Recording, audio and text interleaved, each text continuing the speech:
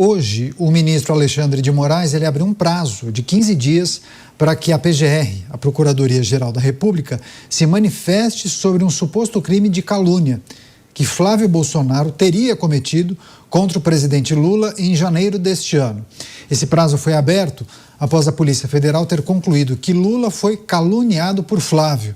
O inquérito teve início em razão de uma postagem do pré-candidato do PL na plataforma X. Ele associou nessa postagem Lula ao ex-presidente, o ex-ditador da Venezuela, Nicolás Maduro, envolvimento com tráfico de drogas, armas e também lavagem de dinheiro. Nessa publicação, o senador fluminense dizia que Lula seria delatado por Maduro após ser preso pelo governo dos Estados Unidos. Começar essa rodada com o Cristiano Beraldo, a Justiça abrindo prazo para que a Procuradoria-Geral da República, órgão máximo do Ministério Público, se manifeste, emita um parecer a respeito da postagem de Flávio Bolsonaro. Como vê essa situação, o post de Flávio e se dá para a gente projetar qual vai ser a leitura da PGR, Beraldo? É inegável a proximidade do presidente brasileiro com o ex-presidente venezuelano, aliás, ex-presidente não, ex-ditador venezuelano, que foi recebido pelo governo brasileiro com tapete vermelho, com todas as honras de Estado, sempre homenageado. O ditador Maduro, que já era procurado internacionalmente por tráfico de drogas, ele era defendido, era chamado de companheiro pelo presidente brasileiro. O MST, esse grupo terrorista que invade propriedades privadas no Brasil com a cobertura do atual governo, esteve na Venezuela e criou uma relação de intimidade com o Nicolás Maduro. O presidente brasileiro e o ex-presidente venezuelano se conectam em várias frentes. Então, a relação deles é inegável. À medida que Maduro é preso com todas essas acusações de lavagem de dinheiro, tráfico internacional de drogas e por aí vai, a associação de envolvimento com crimes dessa natureza, ela pode não estar embasada em fatos já revelados, mas é uma expressão que não deveria gerar esse tipo de repercussão como gerou no Brasil. Agora nós temos essa prática no Brasil, né, que se tornou comum, corriqueira, das pessoas sofrerem todo o calor do Supremo Tribunal Federal e da PGR com base naquilo que elas falam. Porque se houve algum tipo de crime cometido e tal, não deveria ter essa repercussão, não deveria ser tratado nesse contexto. Então, é mais um tema que reforça esse ambiente de caça aos opositores que a gente vê no Brasil hoje. Pois é, recebendo a rede Jovem Pan, todos conectados com a gente aqui em Os Pingos nos Is. Um forte abraço a você que acompanha o programa Os Pingos nos Is pelas emissoras de rádio espalhadas por todo o Brasil.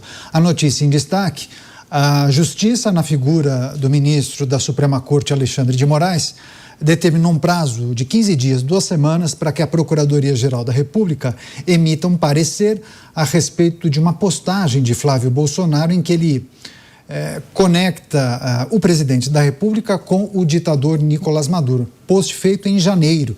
E aí levanta, nesse texto que foi publicado, a possibilidade de Lula ser citado ou delatado por Maduro após aquela detenção que aconteceu pelo governo dos Estados Unidos. Você, Mota, o trabalho que foi feito pela Polícia Federal, o indiciamento, agora a determinação da Justiça para que a Procuradoria-Geral da República se manifeste a respeito de uma postagem de Flávio Bolsonaro. Ainda bem que o Brasil não tem nenhum problema com crime, né? Com facções, tráfico de drogas, e a polícia tem tempo para se dedicar a essas coisas. Eu queria lembrar que alguns dias atrás o homem do chapéu fez um discurso no sul do Brasil e ele fez declarações tão polêmicas que eu não me arrisco a reproduzir essas declarações aqui. Se fosse um cidadão comum gravado em vídeo dizendo o que o homem do chapéu disse, esse cidadão provavelmente agora já estaria sendo processado. e teria a sua reputação destruída. Talvez ele estivesse até preso, acusado de crime inafiançável. Então, o que nós estamos vendo é a criação do filósofo, com muitas aspas, Herbert Marcuse. Marcuse criou uma coisa chamada tolerância repressiva. Vejam que maravilha! Ela funciona assim. Quem é de esquerda pode dizer qualquer coisa. Os outros não podem dizer absolutamente nada. Pois é, os nossos comentaristas debruçados avaliando a situação que envolve uma manifestação do senador Flávio Bolsonaro, um texto em que ele discorria a respeito da prisão do ditador Nicolás Maduro. E em dado momento nesse texto ele sugere que Lula talvez fosse citado por Nicolás Maduro durante os depoimentos às autoridades dos Estados Unidos. Você, Dávila, quais aspectos dessa notícia você gostaria de destacar? É sabida a proximidade entre Lula e Nicolás Maduro. Talvez o post tenha sido impreciso quando cita a possibilidade de relacionamento com atividades criminosas? Candidato, esse é um assunto que seria tratado com total insignificância no momento de um país normal. O problema é que a gente não vive um momento normal no Brasil. E por não viver um momento normal, o que vale não é a liberdade de expressão. É óbvio que se um cidadão se sente caluniado, ele pode entrar na justiça. Tá? Mas o problema hoje é que a justiça não interpreta mais as coisas de acordo com a Constituição ou com a lei, e sim de acordo com a cabeça, as crenças, a ideologia e até mesmo os preconceitos de um juiz. E isso deturpa completamente o que é o princípio basilar da liberdade de expressão, da liberdade individual, da liberdade de crença e de manifestação. Então, candidato, a gente vive num lugar onde, na verdade, não sabemos o que vai acontecer em relação a nada. Depende o humor, a situação que esta medida será interpretada. Isso só aumenta a insegurança jurídica num momento de campanha eleitoral. No momento onde há embate de ideias, onde há exageros, onde evidentemente há horas que é preciso recuar, aceitar uma determinada acusação, mas isso faz parte do jogo eleitoral. Agora, esse negócio de termos um órgão de Estado que vai dizer o que é antidemocrático ou não, o que é calúnia ou não, isso não existe, isso é censura. Então, como é fazer uma eleição democrática no mundo da censura? Talvez este é o dilema que teremos de responder antes do início do pleito. Deixa eu passar para o Musa. Musa, você acha que essa situação, essa notícia que nós analisamos já pode ser uma avant-première do que a gente vai acompanhar no período eleitoral? Qualquer tipo de postagem suscita alguma interpretação naquelas avaliações super subjetivas e, naturalmente, poderá ser ajuizado por algum partido ou alguma figura, ou seja, uma enxurrada de ações, e aí, assim, torça para que os tribunais consigam emitir um parecer a respeito de um volume gigantesco de ações, né? Sem dúvida, que já acontece, né, Caniato? A gente já vê isso, e eu lembro muito bem quando o então ministro, o Barroso, ele comentou que o judiciário brasileiro era um dos mais produtivos do mundo porque tinha muitas causas para julgar, ou seja, ele também não entende o princípio básico de produtividade. Não é você ter uma lista muito grande que você simplesmente é produtivo, muito pelo contrário, né? Mas eu acho que isso será a tônica dessas eleições novamente, porque não é de agora. No meu entender, isso começou lá atrás, já em 2019, com aquele inquérito que segue em aberto até o momento, transformando isso num poder político cada vez maior. E veja, na linha do que você comentou, se o STF ou o Judiciário brasileiro no geral tomará a dianteira e as rédeas no meio dessas eleições, me parece que sequer está nas entrelinhas, mas que é já algo muito aberto, não é mais velado.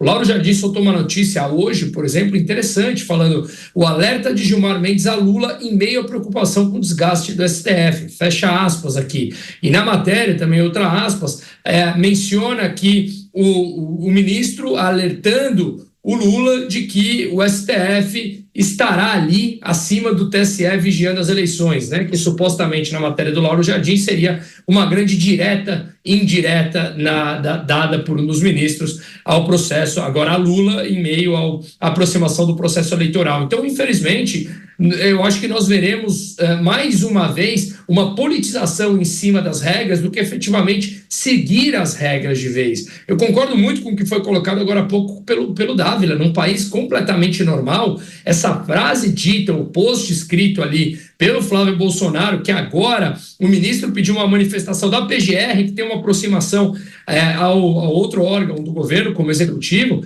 ela simplesmente seria passada e sequer daria uma nota de rodapé. É um post que passou batida, alguém curtiu, alguém não curtiu, alguém comentou, passa a vida e toca. Agora, depois de tanto tempo, nós estamos falando de algo que não deveria sequer ser mencionado, porque é apenas uma possibilidade que ele colocou lá, uma opinião dele, até mesmo porque ninguém desconhece a aproximação, ou melhor, a proximidade que Maduro sempre teve com Lula, que não vem de agora, vem desde o Hugo Chávez. Então, isso não mostra como o Brasil está num processo completamente anormal. Mas é o que eu sempre falo, o maior perigo é nós esperarmos que as pessoas que hoje transformaram essa normalidade no dia a dia nosso, no Brasil, acreditar que essas pessoas serão aqueles autores que mudarão e transformarão o país em normal novamente. Não serão eles, uma vez que eles estão aqui afundados e mergulhados nessa piscina,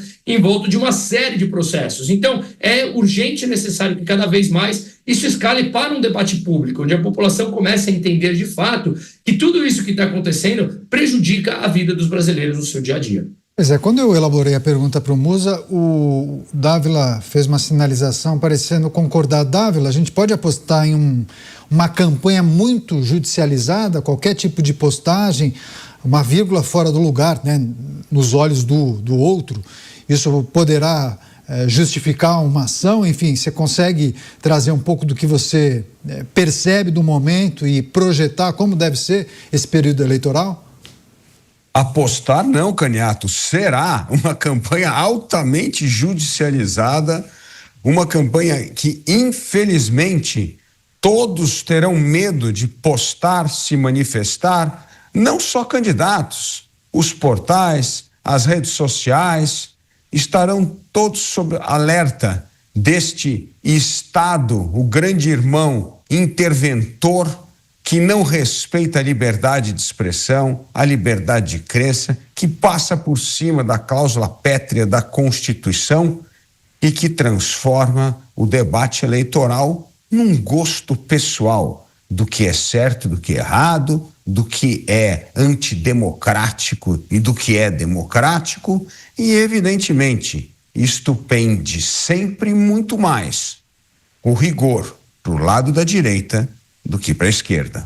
Pois é. Agora, Cristiano Beraldo, com o advento das novas tecnologias, os robôs, a inteligência artificial, o volume gigantesco de seguidores fantasmas que eventualmente podem atacar A, B ou C, como é que a Justiça Eleitoral, os braços da Justiça Eleitoral conseguem administrar talvez um volume gigantesco de irregularidades que são cometidas e eventualmente até de processos que seriam ajuizados, ações que seriam ajuizadas? O desafio da Justiça Eleitoral é ter um olhar analógico para problemas e desafios que foram criados nesse universo digital em rápida transformação. Então, quando você olha para uma reunião de pessoas cheia de condecorações e, enfim, com currículos extensos e tal, aí você começa a ouvir o tipo de debate que é realizado tratando de um tema tão novo como esses desafios da circulação de informações nas redes sociais, você constata rapidamente que não tem a menor possibilidade daquelas pessoas gerarem um caminho que efetivamente faça sentido. E aí vem essas ideias estapafúrdias, como ter o órgão da verdade, responsabilizar as plataformas, sendo que não são as plataformas que geram conteúdo. Então, uma série de ações que mostram que há uma separação entre o que eles pensam, o que eles imaginam e o que é a realidade. O processo eleitoral brasileiro será bombardeado por vídeos falsos, informações falsas. Não tem o que fazer nesse momento. Eu, sinceramente, sou muito descrente de que virá uma solução mágica e que aí você vai conseguir excluir todo e qualquer conteúdo que possa representar ali uma fake news, algo que ataque a imagem ou a reputação de um adversário. Paciência, faz parte do jogo. E aí, aquele que é atacado precisará ter uma estratégia de resposta, de contra-ataque, que mantenha o jogo minimamente equilibrado. Mas o caminho não é intervenção na comunicação. Então, essa eleição será muito interessante ser observada, sobretudo sobre esse aspecto, de como as redes sociais e toda essa evolução impressionante das inteligências artificiais, dessas ferramentas de inteligência artificial que estão disponíveis, como isso vai influenciar as campanhas políticas e o debate político no Brasil. Pois é, porque tem sempre uma novidade, né? A cada eleição tem uma novidade. A gente está sempre, talvez, alguns passos atrás, né? Nós, que eu digo, são as autoridades e as instituições que acabam monitorando, cuidando e administrando todo o processo. Você, Mota, diante de tecnologias tão ágeis, né, e a mutação dessas ferramentas, qual é o desafio que a gente precisa considerar olhando para as múltiplas possibilidades de divulgação de uma informação, ajustes para você atingir o objetivo de proliferar uma informação, uma mensagem, enfim. Preciso considerar quais aspectos quando a gente olha para o desafio e os braços, né, principalmente da justiça eleitoral. Que, na dúvida, deve-se escolher a opção da liberdade. Então, essa é uma batalha perdida, é uma guerra perdida. Imaginar que o Estado, seja que parte do Estado for, justiça eleitoral ou outra justiça, ou o Congresso Nacional, ou uma Agência Nacional de Verificação de Fatos, você querer colocar na mão de uma entidade estatal a missão de dizer o que é verdade, o que não é, o que pode ser dito, o que não pode, isso significa regredir décadas na civilização ocidental. Eu jamais imaginei que a gente fosse chegar a esse ponto. Eu jamais imaginei encontrar pessoas que acham que isso é uma boa ideia. Mas, de qualquer forma, é uma batalha inútil. É impossível lutar contra a tecnologia. E hoje já existem ferramentas que colocam na mão de um cidadão comum, sem muita sofisticação intelectual ou tecnológica, a capacidade de produzir fotografias ou até vídeos que é quase impossível você saber se aquilo é verdade ou não. Então, como é que o Estado vai controlar isso? Só se for através de um regime de força, fazendo uma censura absoluta, onipresente em todos os lugares. Daqui a pouco nós vamos chegar a um ponto em que, antes de você poder fazer uma postagem, você vai ter que submeter essa postagem à Agência Nacional de Verificação de Fatos, que vai levar 1 mês, 2 meses para analisar, e aí vai te autorizar. Não, agora o senhor pode fazer a sua postagem. Isso é uma coisa que não faz sentido nenhum e é um esforço inútil, a menos que o Brasil resolva se tornar um Estado autoritário, impondo a sua vontade a ferro e fogo. O melhor é optar pela liberdade. E nos casos raros em que a liberdade for violada da maneira incorreta, então que as pessoas sejam punidas.